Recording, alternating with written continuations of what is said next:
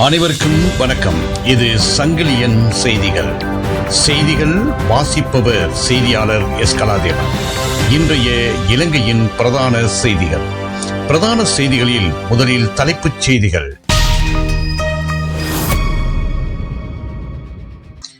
ரங்கு ராஜபக்சவின் மர்ம மரணம், இன்று பிரேத பரிசோதனை, விசாரணைகள் தீவிரம். வெளிநாட்டு துப்பாக்கியுடன் சிக்கிய நபர். ஊழல்வாதிகளின் தூக்கத்தை கெடுத்த அனுரவின் அறிவிப்பு, வேதன உரையால் அச்சத்தில் தலைமைகள். உயிர்த்த ஞாயிறு தாக்குதல் வழக்கில் புதிய திருப்பம், ஜனாதிபதி வெளியிட்ட தகவல். ஈரானியர்களுக்கு உச்ச தலைவர் முஸ்தபா கம்பெனி விடுத்துள்ள அழைப்பு. இனி விரிவான செய்திகள். ரங்கு ராஜபக்சவின் மர்ம மரணம், இன்று பிரதேச பரிசோதனை, விசாரணைகள் தீவிரம். நாட்டில் பாரிய அதிர்வலையை ஏற்படுத்தியுள்ள நிதியமைச்சின் அதிகாரி ரங்க ராஜபக்சவின் மரணம் குறித்த விசாரணைகளை முன்னெடுக்க 2 காவல்துறை குழுக்கள் நியமிக்கப்பட்டுள்ளது. இந்த 2 காவல்துறை குழுக்களும் 2 பிரதம காவல் ஆய்வாளர்களின் மேற்பார்வையின் கீழ் களமிறங்கப்பட்டுள்ளன. குறித்த விடயங்களை காவல்துறை மா அதிபர் பிரியந்த வீரசூரிய தெரிவித்துள்ளார். $2.5 பில்லியன் மாயமான சம்பவம் தொடர்பில் பணி இடைநீக்கம் செய்யப்பட்டுள்ள நிதியமைச்சின் 4 அதிகாரிகளில் ஒருவர் தவறான முடிவெடுத்து உயிரிழந்துள்ளார். ரங்க ராஜபக்சவின் உடல் நேற்று பிற்பகல் குளியாப்பெட்டியில் உள்ள அவரது வீட்டு தோட்டத்தின் பின்புறத்தில் கண்டெடுக்கப்பட்டுள்ளது. ஆரம்ப கட்ட விசாரணைகளில் அவர் நேற்று முற்பகல் 10 மணி அளவில் வீட்டின் பின்புறத்துக்கு சென்றதாகவும் பிற்பகல் 2 மணி அளவில் அவரது உடல் கண்டெடுக்கப்பட்டதாகவும் தெரிய வந்துள்ளது. இதேவேளை திரைச்சேரி நிதியிலிருந்து $2.5 மில்லியன் திருடப்பட்ட சம்பவம் தொடர்பில் குற்றப்புலனாய்வு திணைக்களம் CID ரங்க ராஜபக்ச 3 முறை வாக்குமூலங்களை பதிவு செய்திருந்தது தெரிய வந்துள்ளது. வெளிநாட்டு துப்பாக்கியுடன் சிக்கிய நபர். வெளிநாட்டில் தயாரிக்கப்பட்ட கைத்துப்பாக்கியுடன் சந்தேக நபர் ஒருவர் கைது செய்யப்பட்டுள்ளார்.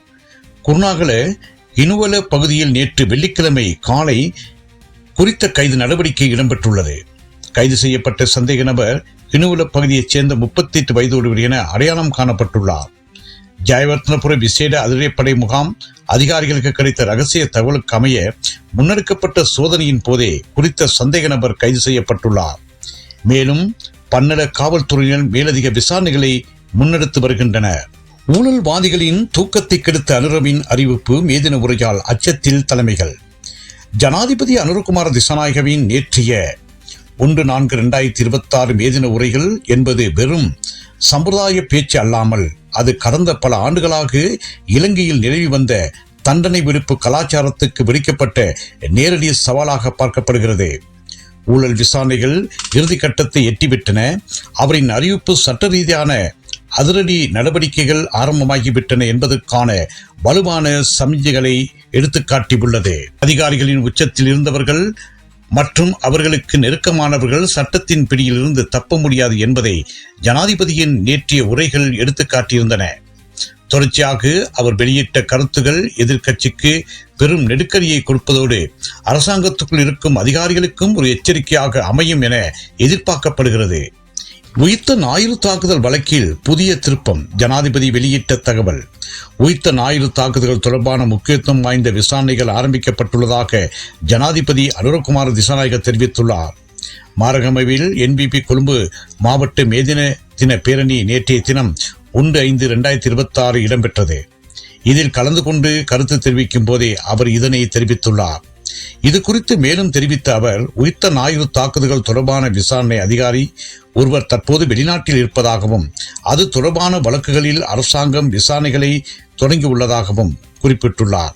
2009 ஆண்டில் இடம்பெற்ற சில குற்றங்கள் குறித்தும் இதன்போது அவர் அங்கு சுட்டிக்காட்டியுள்ளார். அதோடு இந்த சம்பவங்களை முழுமையாக விசாரிக்க காலம் எடுக்கும் எனவும் அதனால் நாங்கள் அதை செய்வோம் எனவும் ஜனாதிபதி உறுதியளித்துள்ளார்.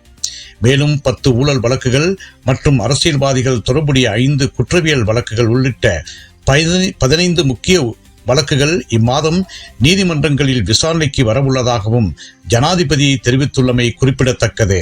ஈரானியர்களுக்கு உச்ச தலைவர் முஸ்தபா கம்பெனி விடுத்துள்ள அழைப்பு. ஈரான் தனது எதிரிகளை ஏமாற்றமடைய செய்யவும் தோற்கடிக்கவும் தீவிரமான பொருளாதார போரில் ஈடுபட வேண்டும் என ஈரானின் உச்சத் தலைவர் ஐத்துல்லா முஸ்தபா கம்பெனி தெரிவித்துள்ளார். உழைப்பாளர் தினத்தை முன்னிட்டு அவர் எழுத்துப்பூர்வமான அறிக்கை ஒன்றை வெளியிட்டுள்ளார். குறித்த அறிக்கையிலே அவர் இதனை தெரிவித்துள்ளார். இது தொடர்பில் மேலும் தெரிவித்த அவர், எதிரிகளுடான இராணுவ போரில் ஈரான் ஏற்கனவே தனது முன்னேற்றத்தை மேன்மையும் உலகத்துக்கு நிரூபித்து விட்டதாக குறிப்பிட்டுள்ளார். அதனைத் தொடர்ந்து இப்போது பொருளாதார மற்றும் கலாச்சார ஜிகாத் புனித போர் களத்திலும் எதிரிகளை தோற்கடிக்க வேண்டிய தருணம் வந்துள்ளதாகவும் அவர் நேற்றைய உரையில் தெரிவித்துள்ளார். இத்துடன் இன்றைய இலங்கையின் பிரதான செய்திகள் யாவும் நிறைவருகின்றன. மீண்டும் ஒரு பிரதான செய்தி அறிக்கையின் ஊடாக உங்கள் அனைவரையும் சந்திக்கும் வரை அன்பு வணக்கம்.